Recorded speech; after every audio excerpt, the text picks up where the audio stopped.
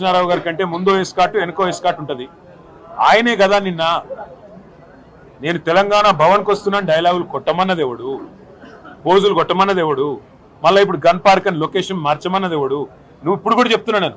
ఇప్పుడు కనుక మాకు ఆయన కంటే పోలీస్ ఎస్కాట్ పెట్టి పోలీసులు తీసుకుపోతారు, మరి మేము కాలు బయట పెట్టగానే మమ్మల్ని అరెస్ట్ చేస్తున్నారు. ఎవడు భయపడుతున్నాడు? పోలీసు వాళ్ళను ఉసిగొల్పి అరెస్టులు చేయించిన సన్నాసి ఎవడు? ముఖ్యమంత్రి, హోంమంత్రి, జూపల్లా ఎవడు? అసలు మంత్రుల క్లారిటీ ఉందా? 4 మంత్రులు ఏం బీకడ అనుకున్నారు మీరు? చర్చ మీరే పిలుస్తారు, లొకేషన్ మీరే చెప్తారు, పారిపోయేది మీరే.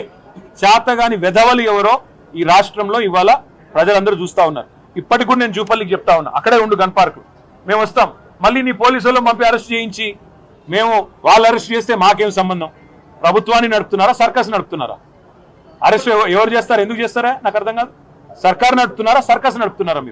మీరు మంత్రులు, మీ చేతుల్లో ఉండేది హోంమంత్రి, పోలీస్ యంత్రాంగం అంతా మీ చేతుల్లో ఉంటుంది. మా నాయకులు హరీష్ రావు గారు, ఎందుకంటే ఆయన గతంలో ఆర్థిక శాఖ మంత్రిగా పనిచేశారు, అప్పుల విషయంలో మరి గతంలోనే శాసనసభలో స్పష్టంగా వివరంగా చెప్పారు హరీష్ రావు గారు. మరి అప్పులని జూపల్లి గారు తాతాలాడుతున్నాడు కదా, అందుకే హరీష్ రావు గారు అయితే కరెక్ట్గా ఉంటుందని చెప్పి పార్టీ హరీష్ రావు గారిని మీరు రమ్మన్నారు, అందుకే మేము పంపించాము.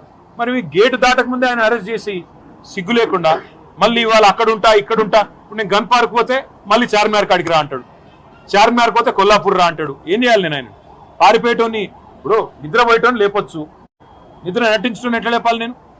చేతగాని వాళ్ళకు మాటలు ఎక్కువ, చెల్లని నాణానికి గీతలు ఎక్కువ అని చేతగాని మంత్రులు, చేతగాని ముఖ్యమంత్రి డైలాగులు కొట్టడం పారిపోవడం కాదు. చేతనైతే అసెంబ్లీ పెట్టు, ఆడేయడెందుకు? అసెంబ్లీలో తెలుసుకుందాంపా. నువ్వు గన్ పార్క్ కార్డ్ని ఉంటా అంటే నాకు పోలీస్ ఎస్కార్ట్ పెట్టి నేను కూడా వస్తా. చేతగాని మాటలు, చేతగాని సన్నాసి